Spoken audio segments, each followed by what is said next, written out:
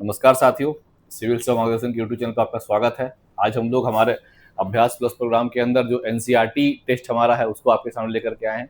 इस NCERT test में हम लोग ज्योग्राफी और इकोनॉमिक्स के क्वेश्चन को रिवाइज करेंगे और खास करके उन क्वेश्चंस को, उन थीम्स को रिवाइज करेंगे, उन पे क्वेश्चंस करेंगे जो बीपीएससी बार बार हमसे पूछती है। चलिए स्टार्ट करते हैं आज का डिस्कशन। हमारा पहला क्वेश्चन देखिए, द फेमस गरीबी हटाओ स्लोगन, गरीबी हटाओ जो हमारा स्लोगन था, ये कौन से 5 ईयर प्लान में हमारा आया था? ठीक है, तो आप लोगों को पता होगा कि गरीबी हटाओ जो है वो इंदिरा गांधी के समय आया था और वो it was the era of 5th 5 year plan. अगर आप लोग थोड़ा सा पोस्ट इंडिपेंडेंस इंडिया पढ़े होंगे तो जो अपोजिशन था, अपोजिशन ने एक नारा लाया था, इंदिरा हटाओ। तो उनको काउंटर करने के लिए इंदिरा गांधी की सरकार ने एक नारा लाया, गरीबी हटाओ, गरीबी हटाओ, और ये 5th 5 ईयर प्लान के अंदर आया था। ध्यान रखेंगे इसको। चलिए, what is the fundamental meaning of the concept of a mixed economy? तो मिक्स्ड इकोनॉमी का मतलब होता है कि एक ही साथ प्राइवेट सेक्टर और पब्लिक सेक्टर जब एग्जिस्टेंस करता है तो हम लोग उसको बोलते हैं मिक्स्ड इकोनॉमी। इसको ध्यान रखेंगे हम लोग। ठीक है, चलिए आगे बढ़ते हैं। In India, the Foreign Exchange Regulation Act FERA has officially been replaced by which of the following? तो फेरा जो है, फेरा को फेमा से रिप्लेस कर दिया गया। आप लोगों को ध्यान होगा, फॉरेन एक्सचेंज मैनेजमेंट एक्ट, ये फेरा को फेमा से हम लोगों ने रिप्लेस कर दिया है। कब? 1999 में, 1999 में। चलिए, आरबीआई जो है, इसका स्थापना कब हुआ था? आरबीआई एक्ट 1934 के अंदर। इसको नेशनलाइज कब किया गया था? तो आप लोगों को पता होगा, इसको नेशनलाइज किया गया है 1949 में। चलिए, येलो रेवोल्यूशन, तो येलो रेवोल्यूशन जो हमारा है हमारे एग्रीकल्चर इकोनॉमी में, ये किसके कंटेक्स्ट में हमारा होता है? ये हमारा जो येलो रेवोल्यूशन है, ये हम लोग इसको पढ़ते हैं हमारे ऑयल सीड्स के कंटेक्स्ट में। इंडिया जो है ऑयल सीड के प्रोडक्शन में अभी भी इंपोर्ट पे डिपेंड करता है। सेल्फ सफिशिएंसी हम लोग अचीव नहीं कर पाए। हम लोग अभी ऑयल सीड्स या जो एडिबल ऑयल उसको हम लोग इंपोर्ट करते हैं, खास करके पाम ऑयल, जिसको हम लोग साउथ ईस्ट एशिया से इंपोर्ट करते हैं। तो अभी भी हमारा इसमें ऑयल सीड में क्या है? हमारा ऑयल सीड्स में we have import dependency. Oil seeds के सेक्टर में वी हैव इंपोर्ट डिपेंडेंसी। ठीक है, चलिए, who among the following author the introduction book title planned economy of India? तो प्लान्ड इकोनॉमी ऑफ इंडिया जो बुक है, इसको सर एम विश्वेश्वरैया ने लिखा था। कब? 1934 में, 1934 में the planned economy of India book को सर एम विश्वेश्वरैया ने लिखा था। चलिए आगे बढ़ते, अगला क्वेश्चन देखते हैं। Question number 7, Exim bank of India serving as the premier export finance institution was established in which year? तो एक्सिम बैंक जो हमारा है, इसकी स्थापना कब हुई थी? इसकी स्थापना हुई थी 1982 में। ठीक है, और एक्सिम बैंक का मेन हमारा क्या एम है? Export import bank of India, ये इसका मेन एम यही है। चलिए क्वेश्चन नंबर 8 देखते हैं हम लोग। Who hold the distinction of between being the first Indian governor of Reserve Bank of India? जब हम लोग रिजर्व बैंक ऑफ इंडिया की बात करते हैं तो हमारे फर्स्ट भारतीय गवर्नर है सीडी देशमुख, लेकिन ओवरऑल अगर बात करेंगे तो पहले गवर्नर थे हमारे ऑसबर्न स्मिथ। इनका नाम याद रखिएगा, पहले गवर्नर हमारे थे ऑसबर्न स्मिथ। लेकिन अगर हम लोग भारतीय गवर्नर की बात करेंगे आरबीआई की, तो वो हो जाएंगे हमारे सर सीडी देशमुख। ठीक है, चलिए आगे बढ़ते हैं। क्वेश्चन नंबर 9, तो in a major move to assert state control over the financial sector, how many major commercial banks were nationalized in India in the year 1969? तो लगभग 14 जो बैंक थे उनको भारत सरकार ने नेशनलाइज किया था। इंदिरा गांधी के समय ये भी हुआ था डेवलपमेंट, ये भी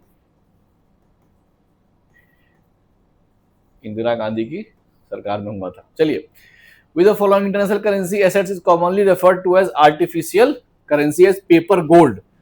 तो पेपर गोल्ड जो हम लोग कहते हैं, जल्दी किसको कहते हैं? हम लोग कहते हैं एसडीआर को। किसको? स्पेशल ड्राइंग राइट्स, जो कि आईएमएफ का पार्ट है। आईएमएफ के अंदर हम लोग एसडीआर को पढ़ते हैं, इसको हम लोग कहते हैं आर्टिफिशियल करेंसी या पेपर गोल्ड। ठीक है, चलिए क्वेश्चन नंबर 11 देखते हैं हम लोग। Question number 11, the WTO which regulates international trade replaced with the following earlier agreements?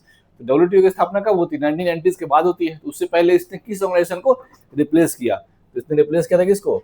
GATT, GATT, General Agreement on Trade and Tariff, इसको इन्होंने रिप्लेस किया था। चलिए क्वेश्चन नंबर 12 देखते हैं।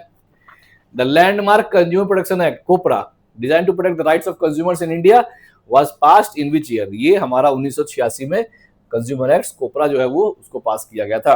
ठीक है, उसको ध्यान रखेंगे, बहुत इंपॉर्टेंट क्वेश्चन है। 1986 में इसको पास किया था कंज्यूमर के राइट को बचाने के लिए, प्रोटेक्ट करने के लिए। चलिए क्वेश्चन नंबर हमारा देखते हैं, अगला क्वेश्चन नंबर हमारा 13। Question number 13, based on the recommendation of the Acworth committee the railway budget was separated from the general budget which year? ये 1924 में अकवर्थ कमेटी के रिकमेंडेशन के बाद हमारा जो रेलवे बजट है उसको हम लोगों ने जनरल बजट से अलग कर दिया था। तो ध्यान रखेंगे दो नाम इसमें दो चीज ध्यान रखेंगे। पहला अकवर्थ कमेटी और दूसरा 1924 में हमारा रेलवे बजट जो है वो स्टेट हमारे नॉर्मल बजट से जनरल बजट से अलग हो गया था। ठीक है, चलिए क्वेश्चन नंबर 14 देखते हैं। Question number 14, which the following committee was formed by the RBI to study issues and concerns in the microfinance institution या sector? तो मालेगाम कमेटी का गठन हुआ था कि जो भी माइक्रो फाइनेंस सेक्टर में जो दिक्कतें उनको स्टडी करके सही करने के लिए। Question number 15, in the context of the Indian finance system what does the term gilt edge market refers to? Gilt edge का मतलब होता है कि जीरो एज, मतलब कोई रिस्क नहीं है, जीरो रिस्क और फुली सिक्योर। तो ये हम लोग मार्केट ऑफ गवर्नमेंट सिक्योरिटीज जो है उसको हम लोग बोलते हैं। ठीक है, तो आप लोग को ध्यान रखना है ये चीज कि गिल्ट एजेड का मतलब होता है fully secure with no risk. तो ये हमारा क्या होता है, गवर्नमेंट सिक्योरिटीज का जो मार्केट होता है हम लोग उसको बोलते हैं गिल्ट एजेड मार्केट। चलिए, in India, service tax was introduced for the first time as a measure to broaden the tax base in which year? तो सबसे पहली बार इसको 1994 में सर्विस टैक्स को लाया गया था। ठीक है, चलिए अब देखते हैं अगला question. Question number 17, the term Hindu rate of growth referring to the low annual growth rate of the socialist Indian economy before 1991 was coined by whom? It was coined by Jagdish Bhagwati. इसको कॉइन किया था किसने?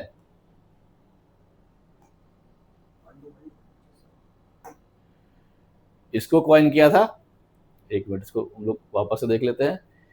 इसको कॉइन किया था हमारे राजकृष्णा ने। जगदीश भगवती जो है स्कॉलर, उन्होंने ग्लोबलाइजेशन के बारे में बात कही है। ठीक है, तो हमारे राजकृष्णा ने क्या कहा इसके बारे में देख लेते हैं। ठीक है, ये प्री लिबरलाइजेशन पीरियड में उन्होंने कहा हिंदू रेट ऑफ ग्रोथ के बारे में बात कहा है, इसको देख लेते हैं हम लोग क्या कहा है।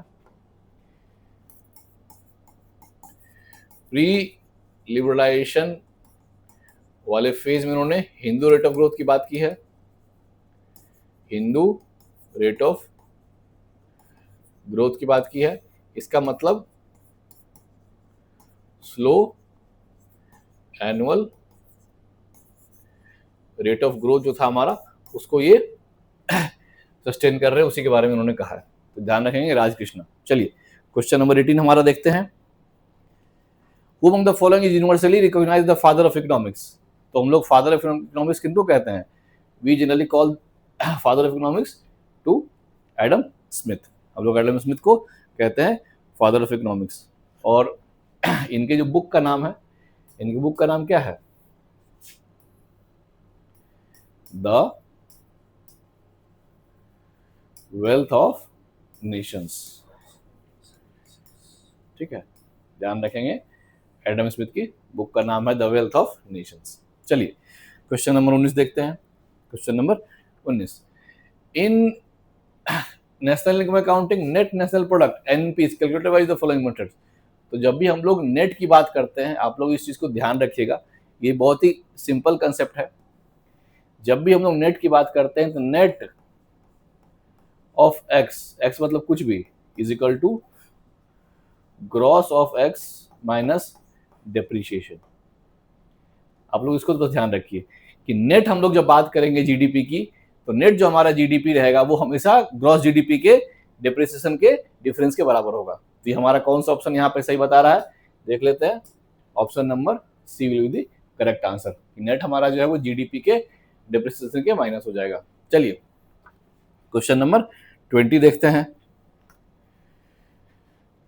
एलपीजी मॉडल जब हम लोग डेवलप किए थे उस समय हमारे वित्त मंत्री कौन थे? तो वित्त मंत्री हमारे थे मनमोहन सिंह, जो बाद में हमारे भारत के प्रधानमंत्री भी बने थे। क्वेश्चन नंबर 21, चलिए हमारा जो 7 शेड्यूल है संविधान का, उसके अंदर इकोनॉमिक और सोशल प्लानिंग जो है वो किस लिस्ट में आता है? तो 7 शेड्यूल के अंदर हमारा इकोनॉमिक और सोशल प्लानिंग जो है वो आता है कंकरेंट लिस्ट के अंदर, मतलब केंद्र और राज्य दोनों इस पे कानून बना सकते हैं। चलिए question number 22, who among the following leaders was the first to attempt a scientific estimation of the national income of India during British era? तो सबसे पहले इस इनिशिएटिव को लीड किए थे हमारे दादा भाई नौरोजी। किसने लीड किया था सबसे पहले? दादा भाई नौरोजी ने। चलिए क्वेश्चन नंबर 23, अब देखिए incorporated economic technology the golden handshake scheme is primarily associated with. तो गोल्डन हैंडशेक स्कीम जो है इसका मुख्यतः इसका संबंध किससे है? तो ये हमारे वॉलेंट्री रिटायरमेंट स्कीम से इसका संबंध है। ठीक है, ध्यान रखेंगे गोल्डन जो हमारा हैंडशेक स्कीम है इसका संबंध वॉलेंट्री रिटायरमेंट स्कीम से इसका संबंध है। चलिए आगे बढ़ते हैं हम लोग, आगे देखते हैं।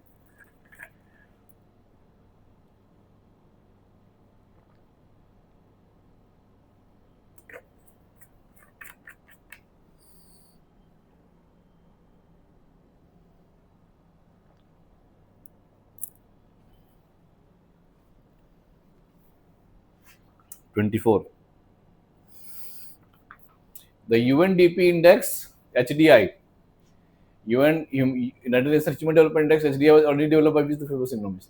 तो यूनाइटेड नेशन का जो ह्यूमन डेवलपमेंट इंडेक्स है इसको ओरिजिनली इसका आइडिया किसने दिया था, इसको फॉर्म किसने किया था? तो हम लोग को पता है ये आइडिया जो है वो महबूब उल हक का है। ठीक है, जिन्होंने ये पाकिस्तान के इन्होंने HDI का जो कंसेप्ट है वो सबसे पहले दिया था। चलिए आगे देखते हैं question number 25, global financial stability report ये कौन सा ऑर्गेनाइजेशन जारी करता है? तो ये जारी करता है हमारा IMF। कौन जारी करता है? इंटरनेशनल मॉनेटरी फंड जो है वो ग्लोबल फाइनेंशियल स्टेबिलिटी रिपोर्ट हमारा जारी करता है। इसका काम है कि review vulnerabilities and risk in the international financial system. इसका एम क्या है? इस रिपोर्ट का एम है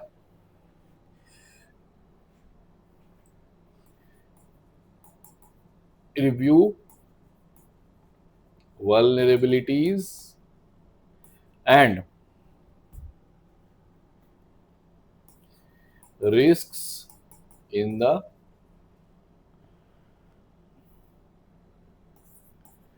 international financial system। चलिए आगे बढ़िए, आगे बढ़ते हैं। Where is the National Institute of Rural Development located? तो National Institute of Rural Development जो हमारा है ये लोकेटेड है कहाँ? हैदराबाद में लोकेटेड है। ठीक है, क्वेश्चन नंबर 27 देखते हैं। सेबी, सेबी जो है, सेबी हमारा क्या है? सेबी एक स्टैट्यूटरी बॉडी है, securities and exchange board of India, जो हमारा प्राइमरी मार्केट को रेगुलेट करती है। ये स्टैट्यूटरी बॉडी है जो एक्ट के थ्रू आया था। चलिए जो ब्रेंट इंडेक्स हमारा है ये बेसिकली एक इंडेक्स है जो इसका जिसका संबंध किससे है? क्रूड ऑयल से है। किससे है? ब्रेंट इंडेक्स जो है वो क्रूड ऑयल से। हम आप लोगों ने कई बार ये टर्म को सुना होगा,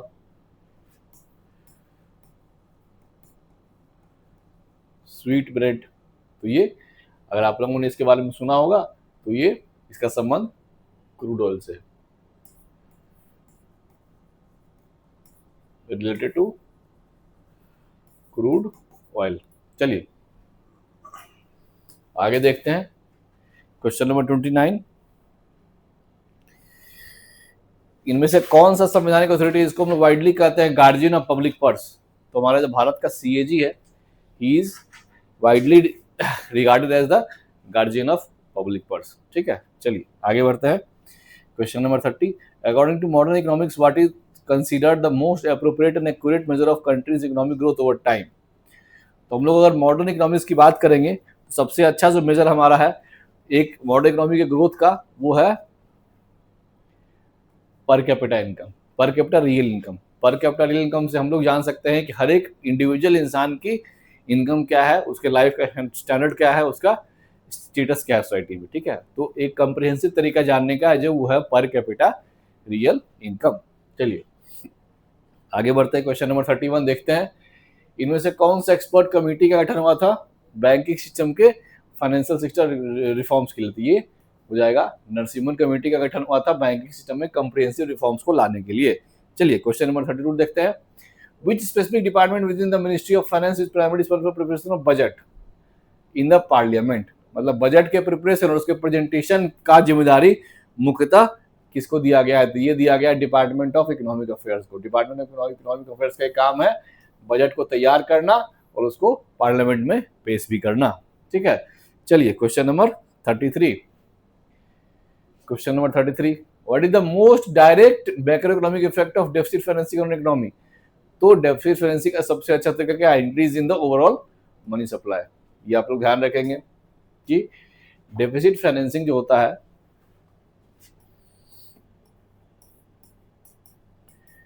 डेफिसिट फाइनेंसिंग जो होता है इसका सबसे डायरेक्ट तरीका है कि हम लोग ओवरऑल मनी सप्लाई को इकोनॉमी में इंक्रीज कर दे, ठीक है। तो increase overall money supply in economy will lead to deficit financing. चलिए आगे देखते हैं। एफआरपी जो है हमारा, जो शुगर केन से संबंधित है। In India the fair and durative price FRP of sugar cane officially approved by the following authorities. तो इसको अप्रूव करने वाले अथॉरिटी जो है वो है CCEA, ठीक है। अब देखिए कंफ्यूजन यहाँ पे नहीं होना चाहिए। रिकमेंड करने वाली अथॉरिटी है, चाहे वो एमएसपी हो या एफआरपी हो, उसको रिकमेंड करने वाली जो संस्था है, जो कमेटी है, वो ये है। रिकमेंड करने वाली जो कमेटी है वो है CACP, ठीक है, commission for agriculture cost and prices. और उसको अल्टीमेटली अप्रूव करने वाली जो अथॉरिटी है, ठीक है, अप्रूव बाय CCEA। इसको ध्यान रखेंगे, कंफ्यूजन यहाँ पे नहीं होना चाहिए दोनों में, ठीक है। ध्यान रखेंगे कि आपको इन दोनों में कंफ्यूजन नहीं होना चाहिए।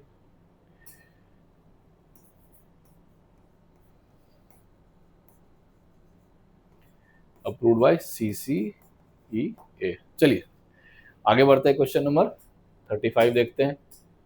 Question number 35, the Tarapur committee constituted by the reserve bank of India is best known for its significant recommendation regarding the. Tarapur committee का सबसे जो मेजर रिकमेंडेशन था वो था हमारा Fuller capital account convertibility. Capital account convertibility को हम लोग लगभग फुल कैपिटल अकाउंट कन्वर्टिबिलिटी की तरफ लेकर के चले जाए। ध्यान रखें तारापुर कमेटी का संबंध जो है वो कैपिटल अकाउंट कन्वर्टिबिलिटी से है, ठीक है। तो इसका मेन रिकमेंडेशन था to build a road map for the full capital account convertibility. तो उसको ध्यान रखेंगे कि जो तारापुर कमेटी हमारी बनी थी, जो तारापुर कमेटी हमारी बनी थी, उसका मेजर रोल था to prepare a road map, ठीक है, किसके लिए? फुल कैपिटल अकाउंट कन्वर्टिबिलिटी, ठीक है। चलिए आगे बढ़ते हैं, अगला क्वेश्चन देखते हैं। क्वेश्चन नंबर 36 क्या कहता है, देखते हैं उसको। The economic policy of laissez faire essentially refers to. तो लेसेज फायर जो टर्म है इसका मतलब होता है the withdrawal of government restrictions and non interference in the market. Laissez faire जो वर्ड है उसका मतलब होता है टू फ्री, मतलब उसको छोड़ देना, इंटरफेयर नहीं करना। और हम लोगों ने पढ़ा इकोनॉमिक्स में जो लेसेज फेयर मॉडल है उसमें मार्केट कैसे काम करता है। Market is regulated by the invisible hand, invisible hand. और कितना ही बड़ा कोई स्कॉलर क्यों ना हो, कितनी बड़ी कोई कमेटी क्यों ना हो, वो मार्केट को प्रेडिक्ट नहीं कर सकते कि मार्केट किस तरीके से काम करेगा। तो मार्केट को हम लोग को अपने हिसाब से चलने के लिए लेसेज फेयर हिसाब से छोड़ देना चाहिए, जो कि वो डिमांड और सप्लाई के हिसाब से मार्केट चलेगा। तो market regulated by the invisible hand, इसको हम लोग ध्यान रखेंगे। चलिए क्वेश्चन नंबर 37, डिपेंडेंसी रेशियो क्या होता है, ठीक है। तो डिपेंडेंसी रेशियो का जो मतलब वो हो जाएगा person above 65 years of age, person above 65 years of age and below 14 years to the working population. ठीक है, तो पर्सन जो है वो 65 साल के ऊपर और 14 साल के जो अंदर जो नीचे है वो वर्किंग एज के लिए डिपेंडेंट पॉपुलेशन है। बजट डेफिसिट का अर्थ क्या है? क्वेश्चन नंबर 38 देखते हैं। क्वेश्चन नंबर हमारा 38 देखते हैं कि बजट डेफिसिट का अर्थ क्या है। चलिए,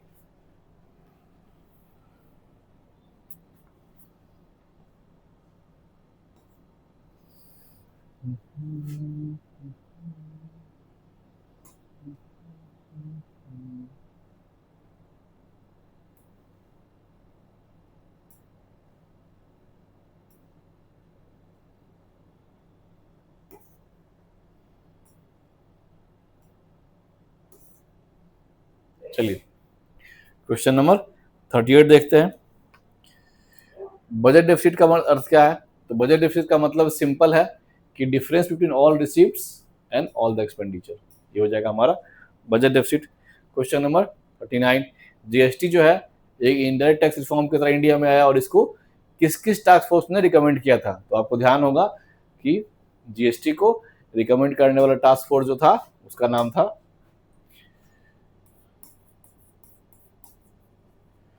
केलकर कमेटी। केलकर कमेटी थी विजय केलकर, इन्होंने ही जीएसटी टास्क फोर्स, इसको ध्यान रखेंगे आप लोग। ठीक है,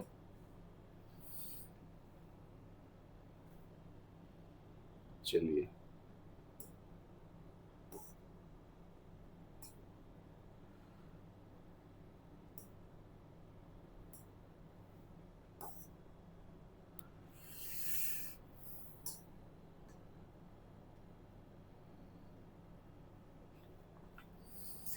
Asia's very first export processing zone EPZ, ये इसकी स्थापना कहाँ हुई थी?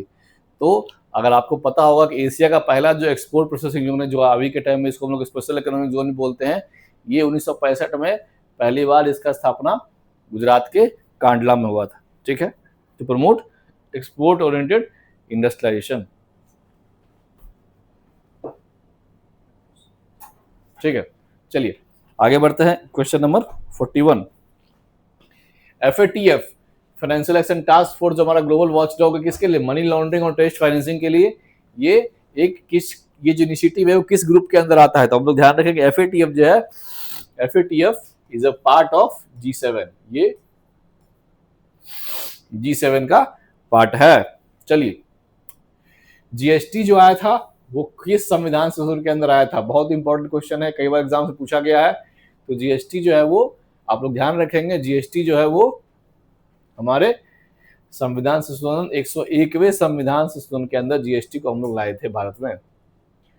तो हमारा जीएसटी जो है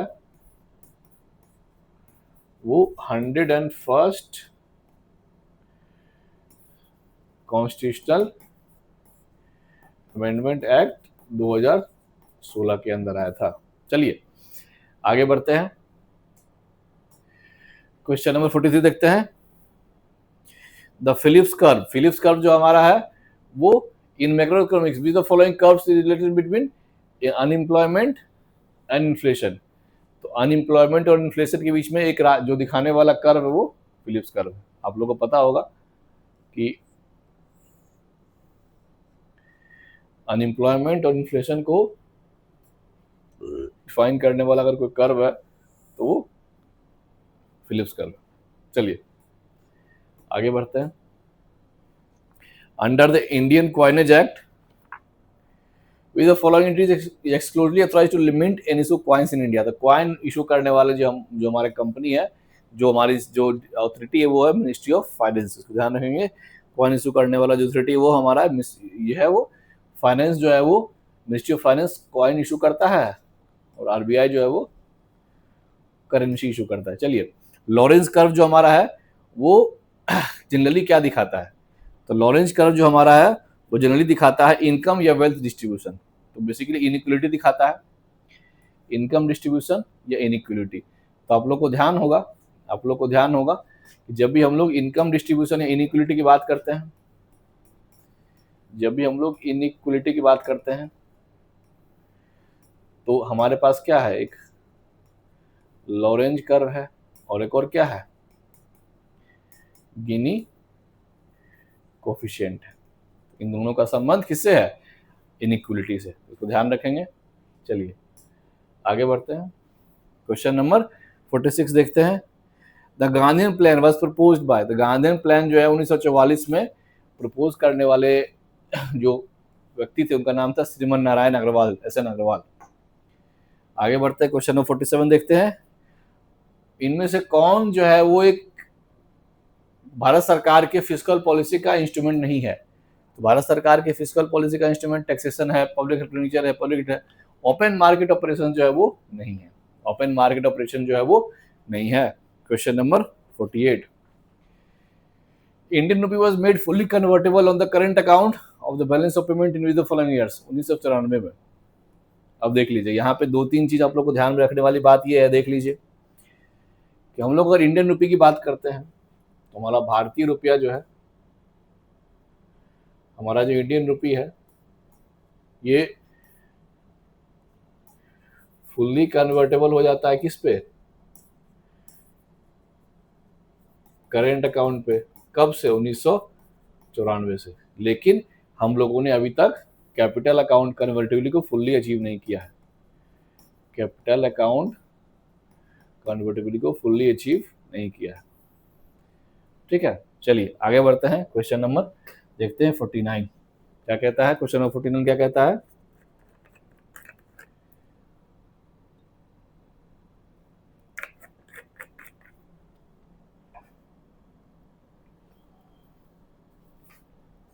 highly volatile capital funds that move rapidly from one country to another seeking the highest short term interest rates are referred to as financial markets as, इसको हम लोग कहते हैं हॉट मनी।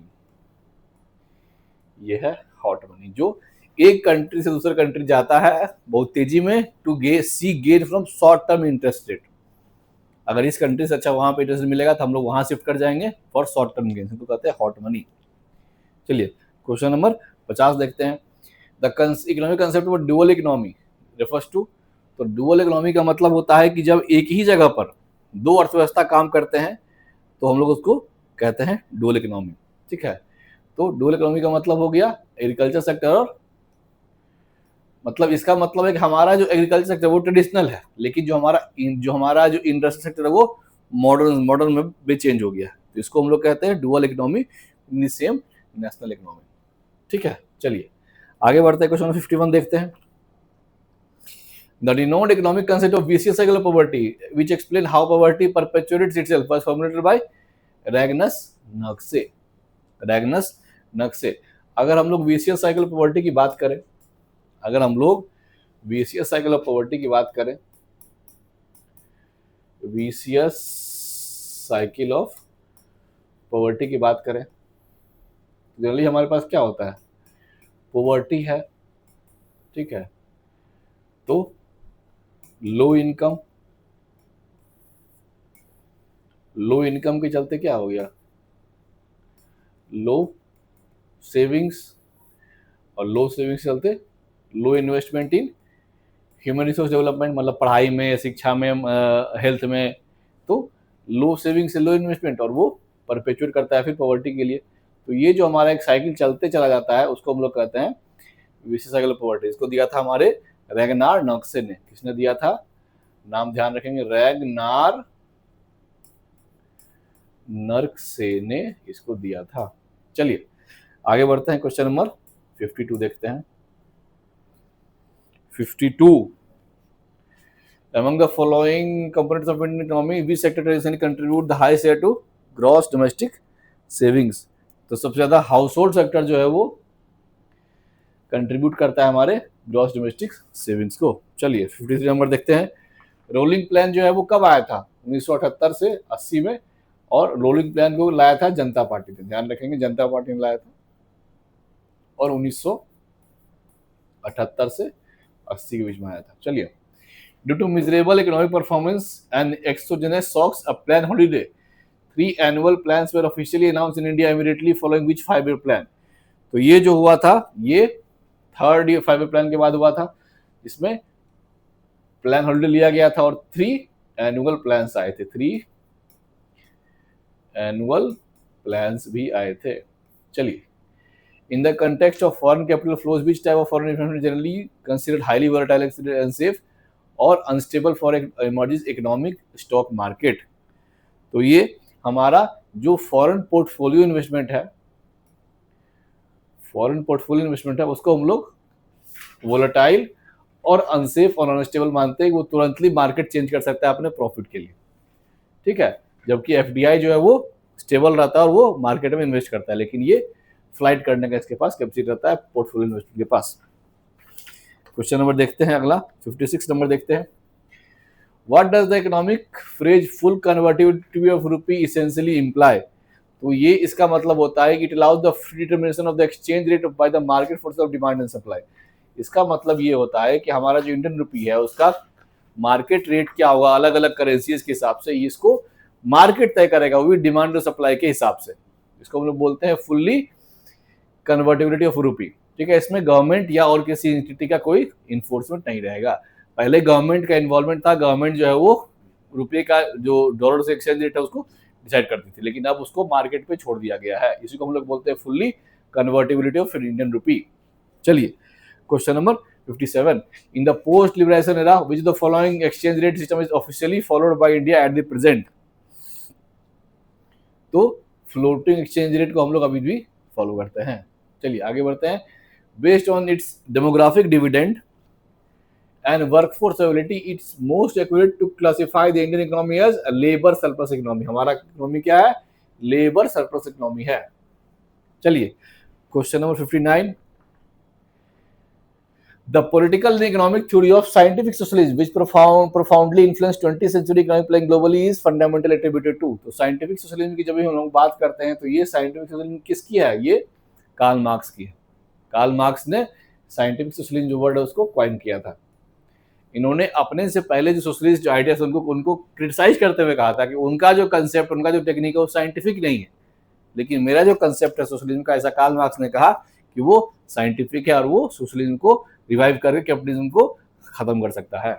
वो लेबर के जो इंटरेस्ट है उसको वापस से जगा सकता है, ठीक है। चलिए,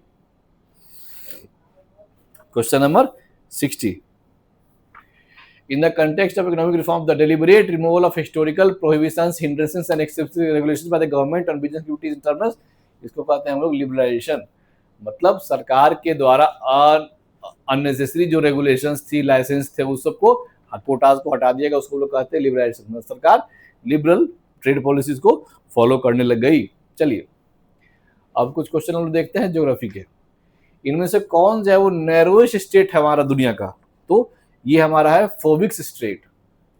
और फोबिक्स स्टेट कहाँ लाई करता है? हमारा न्यूजीलैंड के साउथ आइलैंड और स्टीवर्ट आइलैंड के बीच में। और ये सबसे दुनिया का नैरोएस्ट स्टेट है, ध्यान रखेंगे, फोबिक्स स्ट्रेट। और ये कहाँ लाई करता है इसको देख लेते हैं। इसका जो लोकेशन है, ये हमारा लोकेशन इस स्टेट का है न्यूजीलैंड के साउथ आइलैंड और इसके स्टीवर्ट आइलैंड के बीच में। स्टीवर्ट आइलैंड के बीच में लाई करता है। चलिए, द पॉइंटर और arrow of the magnetised needle of compass indicates which of the following. तो ये जियोमैग्नेटिक नॉर्थ पोल को दिखाता है, मैग्नेटिक।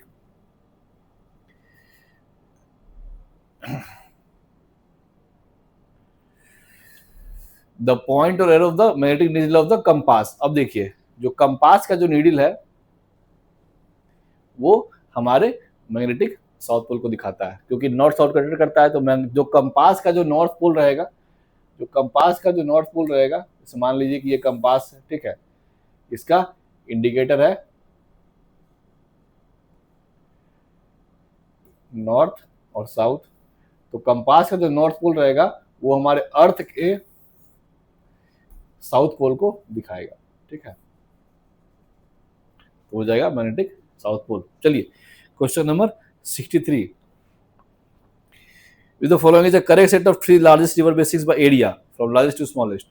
तो रिवर बेसिन के हिसाब से, एरिया के हिसाब से सबसे बड़ा और सबसे छोटा जो हमारा लिस्ट है वो हो जाएगा अमेजोन, कॉन्गो एंड मिसिसिपी। ध्यान रखेंगे इसको, इसका जो करेक्ट ऑर्डर है वो हो जाएगा अमेजोन, देन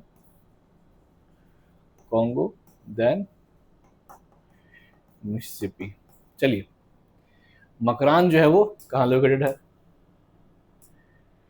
तो मकरान जो है ये अरेबियन सी के पास लोकेटेड है, राजस्थान के पास उस बॉर्डर पे। चलिए, question number 65, with the following is the correct location of Chukchi सी।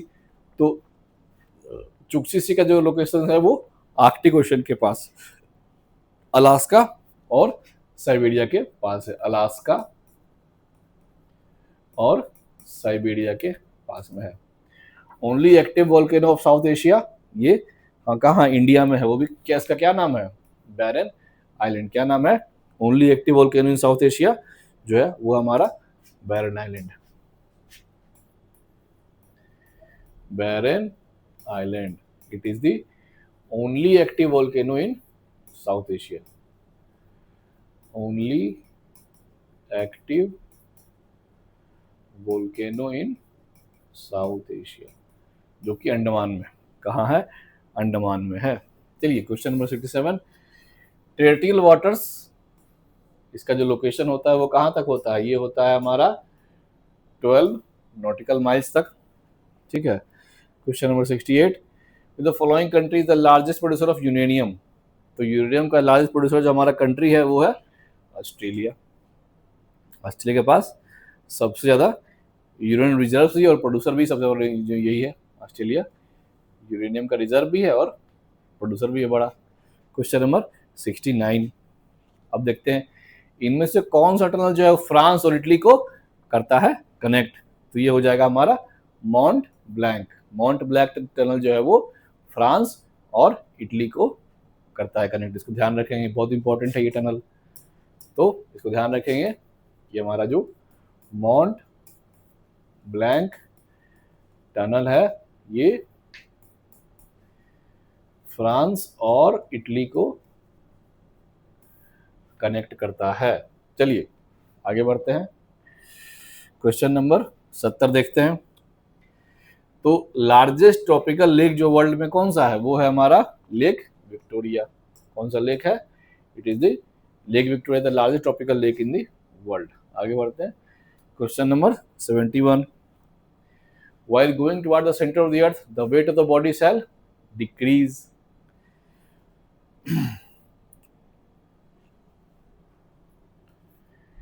हम लोग जब अर्थ के सेंटर की तरफ जाएंगे तो बॉडी का जो वेट है वो डिक्रीज करेगा। ठीक है। चलिए, और अगर अर्थ के सेंटर पे चले जाएंगे, अर्थ के सेंटर पे, तो ग्रेविटेशन फोर्स 0 हो जाएगा, तो वेट 0 हो जाएगा। चलिए, क्वेश्चन नंबर 72 देखते हैं। Which the following country is known as Pearl of the Caribbean Sea। तो पर्ल ऑफ द कैरेबियन सी जो वर्ड है वो किसके लिए यूज किया जाता है? ये वर्ड किया जाता है जमाइका के लिए। Pearl of the Caribbean sea is use for the Jamaica. Death Valley कहाँ है? मोजावे डेजर्ट में है, यूएसए में। डेथ वैली यूएसए के मोजावे डेजर्ट में है, जो कि कैलिफोर्निया में है। कैलिफोर्निया में है ये लोकेटेड। चलिए, क्वेश्चन नंबर 74 देखते हैं। हाईएस्ट मिल्क प्रोड्यूसिंग गोट, ये है जमुनापारी। ठीक है। World largest T exporter, world का जो सबसे बड़ा टी एक्सपोर्टर है वो कौन है? वो है कीनिया। कौन है? कीनिया। अगला देखते हैं, largest reserve of natural gas in the world. तो largest reserve of natural gas किसके पास है? अभी भी रशिया के पास। किसके पास है? रशिया के पास है। खास करके कहाँ पे? साइबेरिया में। कहाँ पे? साइबेरिया में। ड्राइस्ट डेजर्ट, तो ड्राइस्ट डेजर्ट जो है वो वर्ल्ड का वो हो जाएगा अटाकामा। अटाकामा जो चिली में है वो ड्राइस्ट डेजर्ट है और ये कोल्ड डेजर्ट है। ठीक है, चिली में पड़ता है और ये दुनिया का सबसे कोल्ड डेजर्ट है, क्योंकि कुछ एरिया ऐसा है जहाँ पे कभी रेनफॉल नहीं हुआ है, never. ever this place has seen a rainfall.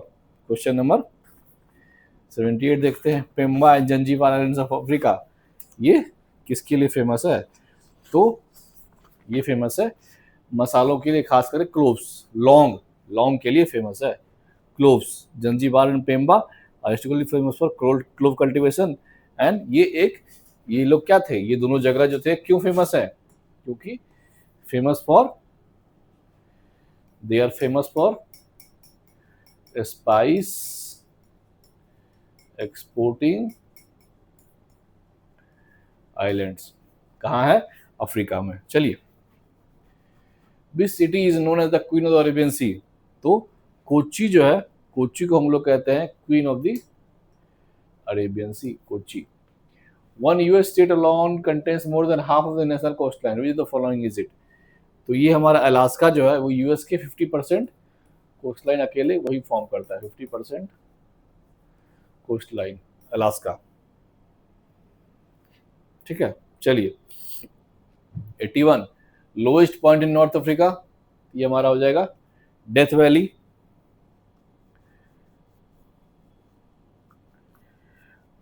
चलिए, कैलिफोर्निया में है ये।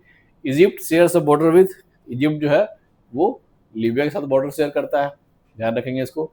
The pass located in the southern Nilgiri in south India is called, तो ये हमारा है पाल घाट, ये पाल घाट है, इसको हम लोग पलक्कड़ गैप भी कहते हैं, पलक्कड़ गैप भी कहते हैं। क्या कहते हैं इसको? हम लोग पलक्कड़ गैप भी कहते हैं, जो बेसिकली ये वेस्टर्न घाट्स और ईस्टर्न घाट्स को अलग करता है। ठीक है, चलिए क्वेश्चन नंबर 84 देखते हैं। पैथन या जायकवाड़ी हाइड्रो पावर प्रोजेक्ट जो है वो जापान के हेल्प से बनाया गया है, ये किस नदी पे है? ये हमारा है गोदावरी, ये गोदावरी नदी पर है हमारा जायकवाड़ी या पैथन हाइड्रो प्रोजेक्ट, और ये कहाँ है? महाराष्ट्र में है। और आपको ये पैठन जगह जो है वो ध्यान रखना है, पैठन जो जगह है आपने हिस्ट्री में अगर पढ़ा होगा, पैठन या प्रतिष्ठान, ये जो सातवाहन डायनेस्टी था इसकी कैपिटल यहीं पे थी, पैठन। तो पैठन जायकवाड़ी जो है इसका संबंध किससे है? गोदावरी नदी से है, जो जापान के मध्य से हुआ महाराष्ट्र में है। चलिए क्वेश्चन नंबर 85 देखते हैं। Only zone in the country that produces gold और रिच इन आयरन, तो हमारा साउदर्न जोन जो है वो गोल्ड भी प्रोड्यूस करता है और आयरन में भी काफी रिच है। चलिए, खास करके हमारा जो एक राज्य है कर्नाटका, वो उसके अंदर कोलार गोल्ड माइंस है, कोलार गोल्ड फील्ड्स या माइंस वो है, और कुद्रेमुख जो पहाड़ है, कुद्रेमुख, वहां पे आयरन ओर्स भी मिलते हैं। चलिए क्वेश्चन नंबर 86 देखते हैं। सलाल प्रोजेक्ट जो हमारा है वो चिनाब पे है। ठीक है, तो सलाल प्रोजेक्ट किस पे है? चिनाब पे है, ये हमने देख लिया। आगे बढ़ते देखते हैं क्या क्वेश्चन हमारे पास है।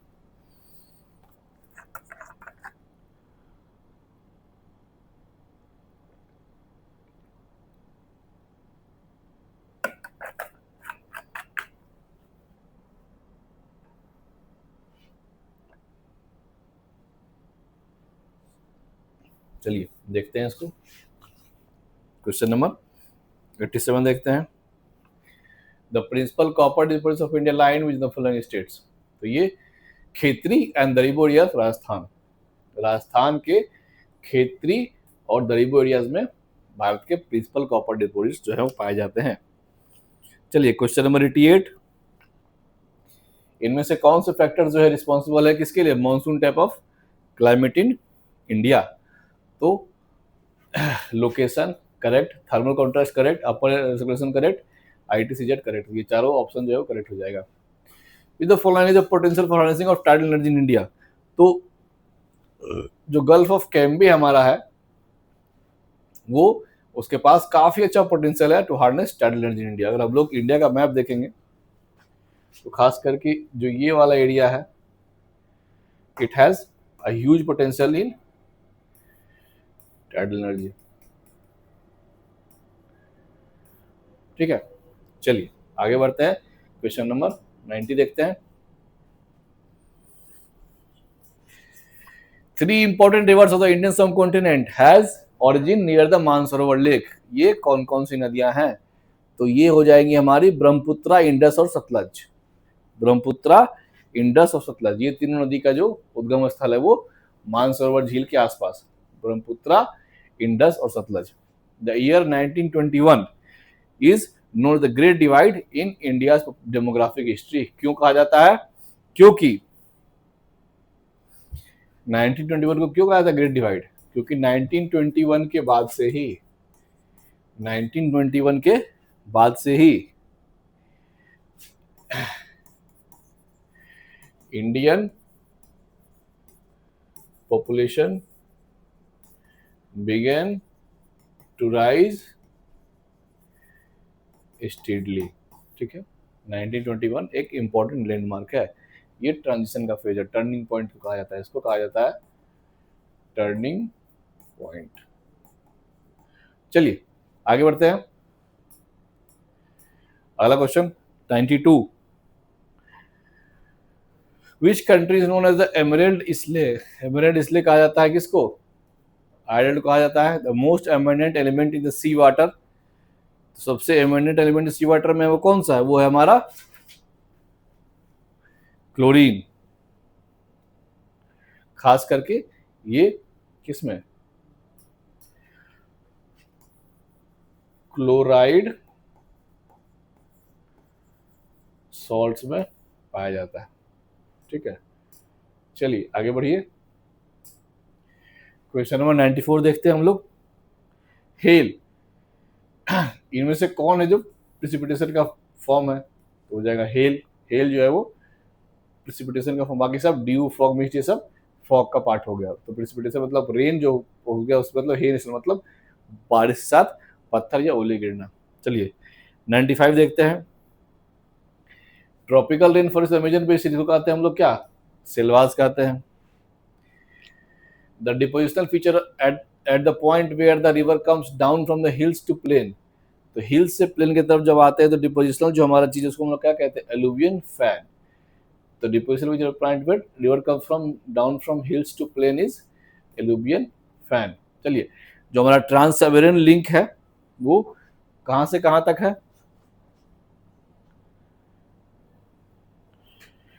तो जो हमारा trans Siberian link, railway link है, वो कहां से कहां तक है? It links from Leningrad to Vladivostok. ठीक है, चलिए एवरेज सॉल्ट कंटेंट जो है वो सी वाटर में कितना है? 35 ग्राम्स पर 1000। चलिए क्वेश्चन नंबर 99 देखते हैं। Who among the following which among these is a inter mountain plateau? तो इंटर माउंटेन प्लेट्यू में से कौन है? वो है हमारा तिब्बत है। कौन सा है? तिब्बत है। चलिए, the greatest diversity of animal plant species occurs in, सबसे ज्यादा डाइवर्सिटी जो हमारा है वो कहाँ मिलता है? ट्रॉपिकल मॉइस्ट फॉरेस्ट में मिलता है। कहाँ मिलता है? ट्रॉपिकल मॉइस्ट फॉरेस्ट या एवरग्रीन फॉरेस्ट को बोलते हैं, उसमें मिलता है। When humidity is expressed in terms of percentage, then it is known as relative humidity। जो ह्यूमिडिटी को हम लोग परसेंटेज मतलब किसी के कंपेरिजन में जब नापते हैं तो हम लोग उसको कहते हैं रिलेटिव ह्यूमिडिटी। चलिए 102 नंबर क्वेश्चन देखते हैं। The world's largest inland sea कौन सा है? ये हो जाएगा हमारा कैस्पियन सागर। सबसे बड़ा इनलैंड सी हमारा कैस्पियन सागर है। Question number 103। अल्बर्ट कैनाल किसको लिंक करता है? अल्बर्ट कैनाल लिंक करता है एंटवर्प को और लीज को। किसको? एंटवर्प और लीज को। आउटवाश प्लेन क्या होता है? आउटवाश प्लेन जो होता है ये डिपोजिशन फीचर किसका है? तो ये डिपोजिशन फीचर है ग्लेशियर का। जो हमारा आउटवाश प्लेन है ये हमारे ग्लेशियर का डिपोजिशनल फीचर है। ठीक है, चलिए क्वेश्चन नंबर 105 देखते हैं क्या है ये। State of Malacca, state of Malacca किसको सेपरेट करता है? स्टेट ऑफ मलक्का सेपरेट करता है सुमात्रा को मलेशिया से। ध्यान रखेंगे इसको, काफी इंपॉर्टेंट ये स्टेट हमारा है। स्टेट ऑफ मलक्का जो है वो बहुत इंपॉर्टेंट हमारे लिए है। ये किसके बीच में है? सुमात्रा आइलैंड को मलाया पेनिनसुला से अलग करता है। किससे? मलाया पेनिनसुला से अलग करता है। ठीक है। लदांग, लदांग का रेफरेंस किससे है? तो लदांग का रेफरेंस जो है वो it refers to shifting cultivation. Ladang क्या है हमारा? शिफ्टिंग कल्टीवेशन है। तो खास करके ये कहाँ इसको हम लोग प्रैक्टिस करते हैं? ये साउथ ईस्ट एशिया में, साउथ ईस्ट एशिया में इसको हम लोग करते हैं प्रीफर। चलिए, the world's biggest concrete structure Three Gorges Dam is located with the following countries. ये थ्री गॉर्जेस डैम जो है वो चाइना में लोकेटेड है। किस नदी पे है? Yangtze, Yangtze river. आगे देखते हैं question number. The trees of spruce, fir, pine, etc, ये सब जो है स्प्रूस, फर, पाइन, ये सब कहाँ पाया जाता है? ये सब पाया जाता है टैगा में। तो ध्यान रखेंगे हम लोग कि टाइगा फॉरेस्ट में हम लोग स्प्रूस, फर, पाइन ये सब देखते हैं। चलिए आगे बढ़ते हैं। Question number 109। With the following description denotes the phenomenon of El Nino. तो एल नीनो हमारा क्या है? The anonymous widespread warming of the sea surface of tropical east and central Pacific ocean. ठीक है। क्वेश्चन नंबर 110 देखिए।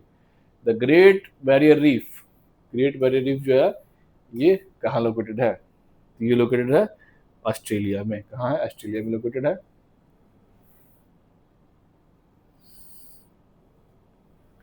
और इसका जो लोकेशन, लोकेशन बहुत इंपॉर्टेंट है। जो ग्रेट बैरियर रीफ है इसका लोकेशन है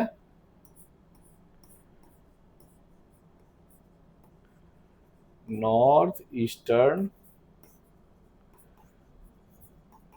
ऑस्ट्रेलिया। ठीक है। चलिए, collective form of Ukraine, collective farming Ukraine में क्या कहा जाता है? इसको कहा जाता है कोलखोज। ठीक है। 3 बीघा कॉरिडोर। तो 3 बीघा कॉरिडोर जो है इसका संबंध इसका संबंध है बांग्लादेश और भारत से।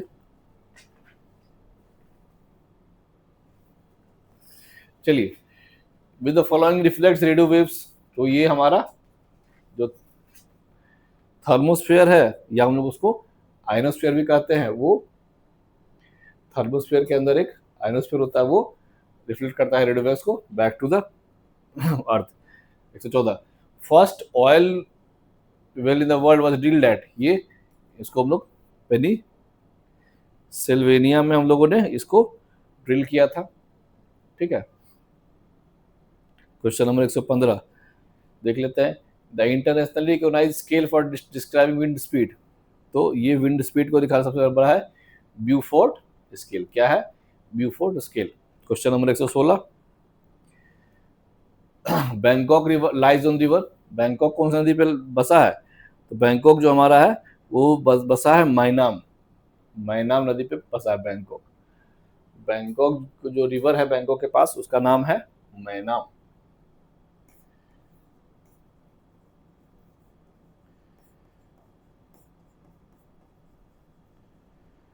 मैनाम। ठीक है। चलिए आगे बढ़िए। Question number 117। तो बड़ा चांस क्या है? They are depositional features of wind action. They are depositional features of wind action. चलिए, among the following the largest island. इनमें से सबसे बड़ा आइलैंड कौन सा है? इनमें से सबसे बड़ा आइलैंड जो है वो हमारा हो जाएगा न्यू गिनी। कौन सा हो जाएगा हमारा? New Guinea. चलिए 119। फेरेल्स लॉ इज एसोसिएटेड विद। तो फेरेल्स लॉ हमारा जो है इसका संबंध है वेलोसिटी ऑफ विंड से। तो जो फेरेल्स लॉ हमारा है इसका जो संबंध है उसका है डायरेक्शन ऑफ विंड्स। ध्यान रखेंगे फेरेल्स लॉ जो है वो इसका संबंध किससे है? Direction of winds. Ferrel's law जो है इसका संबंध किससे है?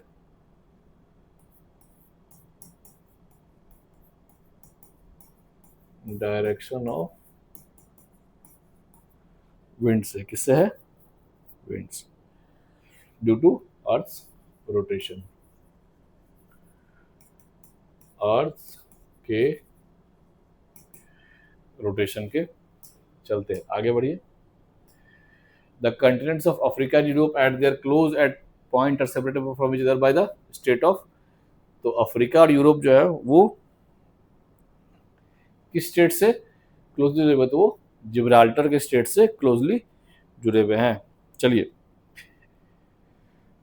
In both the hemisphere the trade winds blow towards the equator. Trade wind जो है वो जब भी ट्रेड विंड ब्लो करेगी, आप लोगों को ध्यान होगा, आप लोगों ने पढ़ा होगा इसके बारे में ज्योग्राफी में, जब भी ट्रेड विंड ब्लो करेगी तो कहां किधर ब्लो करेगी? सब ट्रॉपिकल हाई प्रेशर बेल्ट से चलेगी और वो इक्विटोरियल लो प्रेशर बेल्ट की तरफ चलेगी, और ये इसका डिफ्लेक्शन भी होगा कोरियोलिस फोर्स से चलते राइट साइड में। किधर डिफ्लेक्शन होगा इसका? कोरियोलिस फोर्स के चलते इसका रिफ्लेक्शन होगा राइट साइड में, मतलब जिधर से चलेगी उधर से राइट डिफ्लेक्ट होगी। ठीक है, तो ट्रेड विंड जो है हमारा इक्वेटर की तरफ चलेगा। चलिए आगे बढ़ते हैं। Question number 122।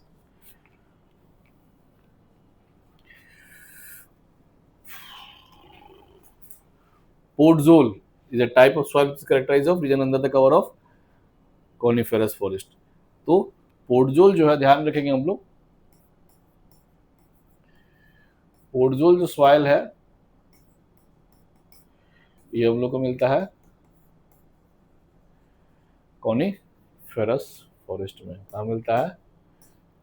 पोर्टजोल a type of soil characteristic of coniferous forest. चलिए आगे बढ़ते हैं। क्वेश्चन नंबर 123 देखते हैं, 123 देखते हैं। Fog is common around Newfoundland coast because, यहाँ पे क्योंकि warm and cold currents meet करते हैं, इसीलिए यहाँ पे हम लोग को दिखता है generally fog.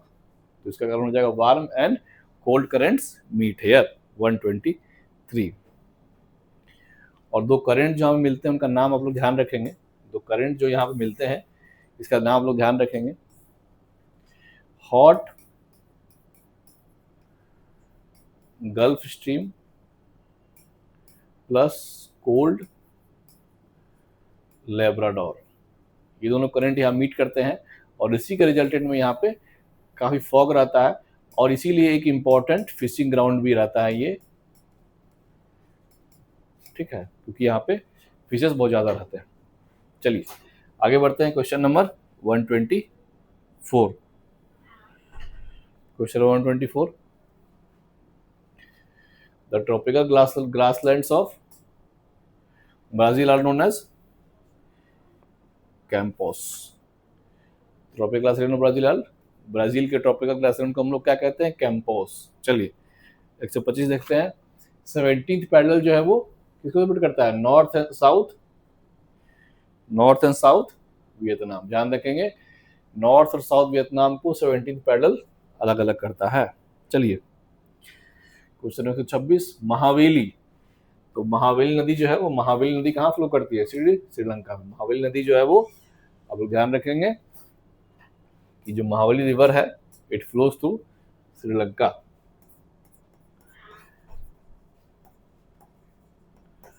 Mahaweli river flows through Sri Lanka. चलिए क्वेश्चन नंबर 127 देखते हैं।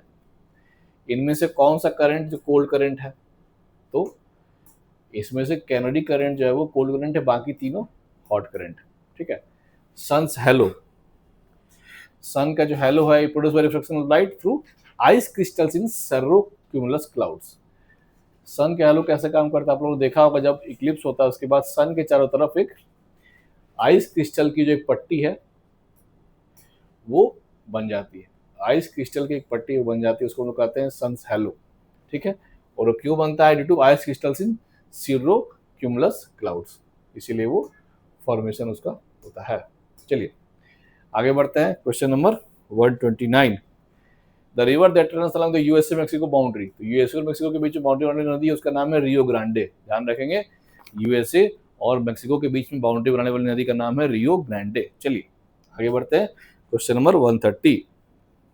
लाइमस्टोन, लाइमस्टोन एग्जांपल है किसका? सेडिमेंट्री रॉक्स का। सेडिमेंट्री रॉक्स जहाँ पे जनरली हम लोग जो फॉसिल फ्यूल से बनता है, और ये सबसे बड़ा सोर्स है किसका? हमारे क्रूड ऑयल और पेट्रोलियम का, लाइमस्टोन। चलिए क्वेश्चन नंबर 131।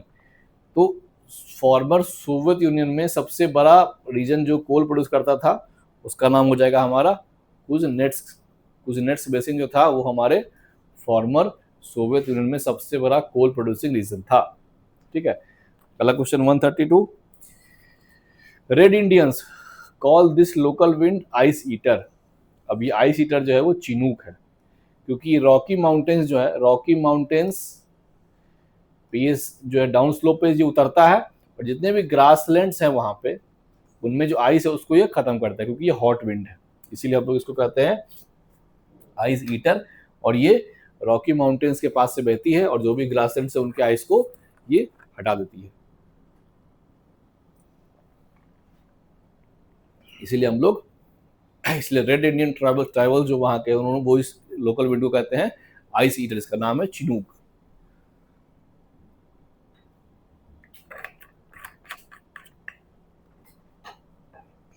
चलिए आगे बढ़ते हैं,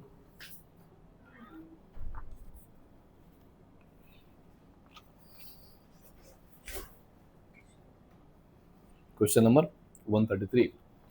quartzite is metamorph from, quartzite जो हमारा है वो किससे बनता है?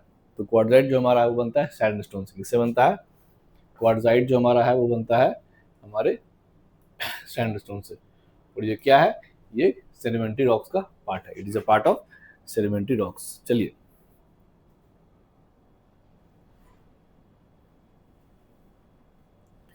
Question number 134।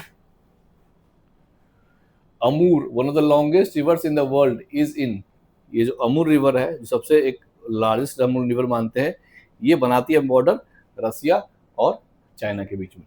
तो बेसिकली ये अफ्रीका में, एशिया में। तो अमूर रिवर जो है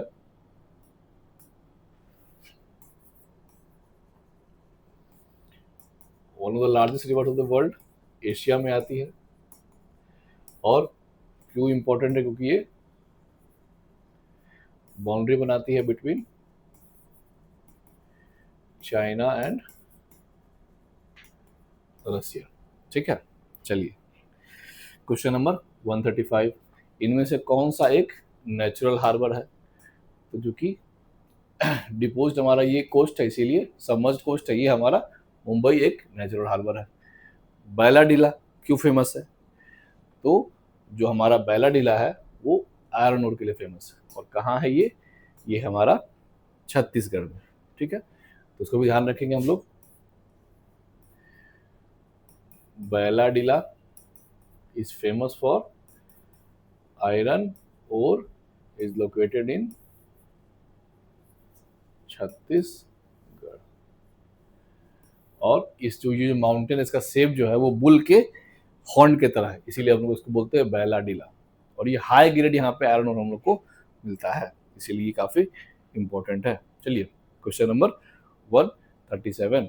the Coromandel coast of India receives good rainfall from cyclonic storms in the months of November and December. नवंबर दिसंबर में कोरोमंडल कोस्ट में हम लोग को साइक्लोनिक स्टॉर्म से काफी अच्छी रेन देखने को मिलती है, इसको हम लोग कहते हैं क्या? Retreating monsoon. Question number 138। Gomia, Jharkhand में जो गोमिया जगह है वो क्यों फेमस है? तो ये फेमस है किसके लिए? एक्सप्लोजिव फैक्ट्रीज के लिए।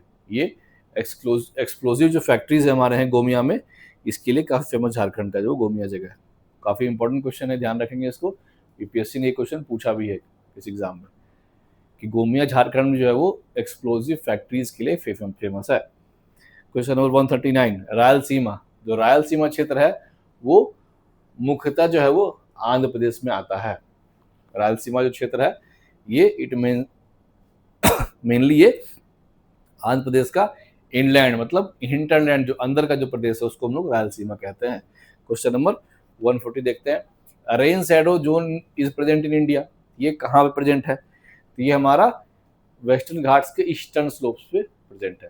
ठीक है, तो हम लोग अगर इंडिया का मैप देखेंगे, अगर हम इंडिया का मैप देखते हैं तो अगर ये हमारा वेस्टर्न घाट्स का इलाका है, ठीक है, और ये मान लीजिए वेस्टर्न घाट्स है, तो वेस्टर्न घाट्स का जो ईस्टर्न स्लोप है मतलब ये वाला इलाका, ये रेन शेडो रीजन है, मतलब यहाँ पे रेनफॉल नहीं के बराबर होता है। और यहाँ पे हम लोग को काफी ड्राई जगह, जो विदर्भा का जो सूखा जगह देखते हैं, पुणे देखते हैं, ये सब जगह रेन शेडो, यहाँ पे कम बारिश होती है। और यहाँ पे जो ये इलाका है वेस्ट साइड, यहाँ पे अच्छी रेनफॉल, हाई रेनफॉल होती है, हाई रेनफॉल होती है। और यहाँ पे काफी अच्छा वेजिटेशन भी है, यहाँ पे लो रेनफॉल होता है। तो ये जो हमारा रेन शेडो रीजन है वो हमारा ईस्टर्न स्लोप्स ऑफ वेस्टर्न घाट है। ठीक है, चलिए क्वेश्चन नंबर 121 देखते हैं। Which the following does not have a common border with Bangladesh? तो मेघालय, मिजोरम, त्रिपुरा का है। अरुणाचल का जो बॉर्डर है वो कॉमन नहीं है, कॉमन नहीं है। ठीक है,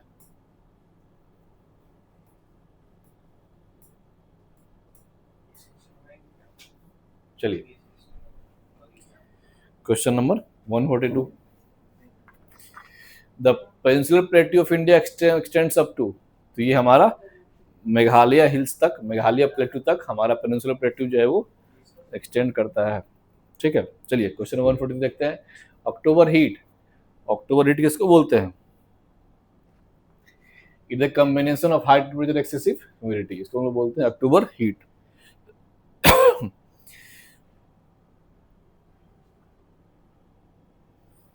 इसमें कब होता है, ये किस केस में होता है? मॉनसून विड्रॉल, मॉनसून हमारा जा चुका है लेकिन अभी भी ह्यूमिडिटी काफी हाई है और क्लियर स्काई है, जिससे टेम्परेचर बढ़ जाता है। ह्यूमिडिटी जो है वो हाई है,